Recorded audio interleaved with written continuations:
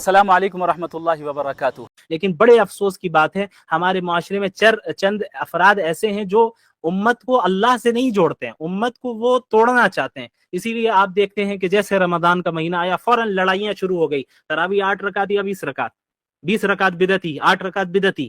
یہ بدعتی اور مشرک اور یہ سارے کافر ہونے کا جو ٹرینڈ چل پڑا ہے ہمارے یہاں، یہ بڑے خطرے کی چیز ہے۔ یہ چیزیں ہم لوگوں کو اصل مقصد سے پھیرنے کے لیے، ہمارا اصل مقابلہ تو کفار کے ساتھ ہے، اصل مقابلہ ان دشمنان دین کے ساتھ ہے جو ہمارے مسجد اقصی کو قبضہ کرنا چاہتے ہیں، اور وہ ایسے ہیں جو حرمین کو ختم کرنا چاہتے ہیں، وہ ایسے ہیں کہ جو چاہتے ہیں کہ مسلمان کرسچن بنے یا نہ بنے، کم از کم مسلمان نہ رہے۔ وہ نہیں چاہتے کہ آپ اسلام پہ رہے، ان کا کام ہے کہ آپ کے درمیان انتشار پیدا کرنا۔ تو یاد رکھیے رمضان میں ان فضول بحثوں میں نہ پڑے۔ یہ کوئی 8 پڑھنے والا ہو یا 20 پڑھنے والا ہو، اس سے طے نہیں ہوگا کون جنت میں جائے گا کون جہنم میں جائے گا۔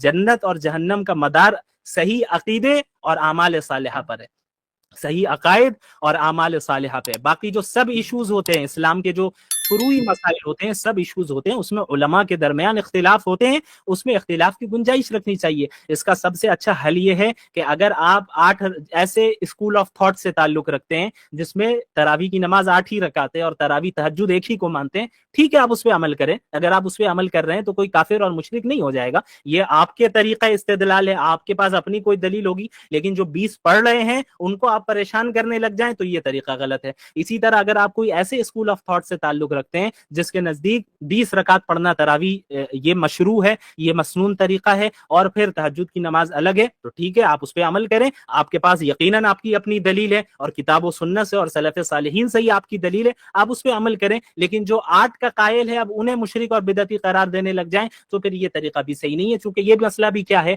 ایک فرعی مسئلہ ہے، میجر ایشو نہیں ہے اسلام کا، یہ مائنر ایشو ہے، سب ایشو ہے، فروعی مسائل جسے ہم کہتے ہیں۔ تو فروعی مسائل میں اور سب ایشوز میں جہاں اختلاف اور ڈیفرنٹ اوپینینز کی گنجائش ہے وہاں رہنے دیں۔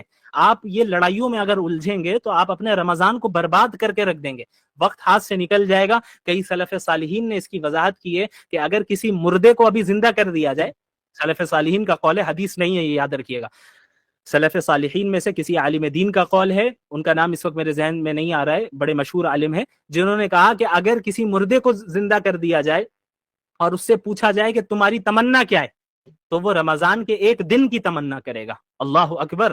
یہ اتنا بڑا مقام ہے رمضان کا، اور ابھی ہم مرے نہیں، ابھی ہم زندہ ہیں۔ تو یہ اللہ کا ہم پر کتنا بڑا فضل ہے کہ اللہ جو ہے ہمیں رمضان کی توفیق دے رہا ہے۔ ایک بہت اہم چیز یاد آ گئی کہ تراویح کے معاملے میں بھی یاد رکھیے گا، بہت سے مردوں کو یہ دیکھا جاتا ہے کہ 2 دن اور 3 دن کی تراویح پڑھ لیتے ہیں، 3 دن میں مکمل ہو گیا اور سمجھتے ہیں تراویح مکمل۔ یہ غلط بات ہے۔ تراویح رمضان کا چاند دیکھ کر شروع ہوگی اور عید کا چاند دیکھ کر جو ہے مکمل ہوگی۔ رمضان کے ہر رات میں تراویح کا پڑھنا سنت مؤکدہ ہے، چاہے آپ قرآن مکمل کریں یا نہ کریں۔ قرآن مکمل کرنا یہ مستحب ہے، پورے مہینے رمضان کی تراویح پڑھنا یہ سنت مؤکدہ ہے۔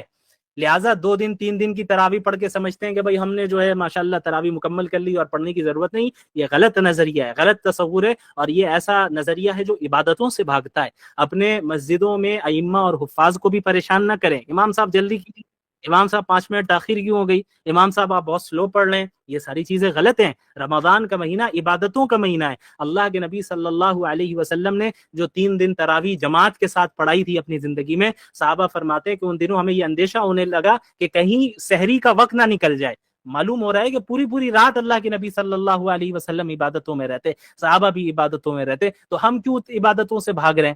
اسی طرح رمضان میں رات کی نمازیں ہوتی ہیں جسے ہمارے معاشرے میں تراویح کہتے ہیں، اس کا اہتمام بہت ضروری ہے۔ اللہ کے نبی صلی اللہ علیہ وسلم کی یہ سنت ہے، سنت مؤکدہ ہے، اور سنت مؤکدہ کو بلا وجہ چھوڑ دینا یہ اچھی بات نہیں ہے، یہ درست نہیں ہے، اللہ کی پکڑ ہو سکتی ہے۔ اور یاد رکھیے جس طریقے سے مردوں کے لیے سنت مؤکدہ ہے، اسی طریقے سے عورتوں کے لیے بھی سنت مؤکدہ ہے۔ ہمارے معاشرے میں کیا ہوتا ہے، عموماً عورتیں پڑھتی ہی نہیں ہیں اس نماز کو، کہ بھئی ہمارا تو انتظام نہیں ہے، کہیں انتظام ہو نہ ہو آپ کو گھر میں پڑھنا ہے، آپ گھر میں پڑھیں، اکیلے پڑھنا ہو اکیلے پڑھیں، آپ کو صرف آخر کی 2 صورتیں یاد ہوں اسی کو دوہرا کے پڑھیں۔ لیکن رات کی نمازوں کی جو ہے بڑی اہمیت ہے رمضان میں۔ اللہ کے رسول صلی اللہ علیہ وسلم نے فرمایا، من قام رمضان ایمانا واحتسابا غفر له ما تقدم من ذنبه، کہ جو شخص رمضان میں قیام کرے گا، نمازیں پڑھے گا رات میں، اللہ کے سامنے کھڑا ہوگا، یا دوسرے الفاظ میں کہہ لیں جسے ہم تراویح کہتے ہیں، تراویح پڑھے گا اور ایمان کے ساتھ پڑھے گا اور اجر کی امید رکھتے ہوئے پڑھے گا، تو اللہ رب العالمین اس کے تمام گناہوں کو معاف کر دے گا۔ اور قیام اللیل کی بھی یہ فضیلت، کتنی بڑی فضیلت، اللہ رب العالمین ہم سب کو ان باتوں پر عمل کرنے کی توفیق عطا فرمائے۔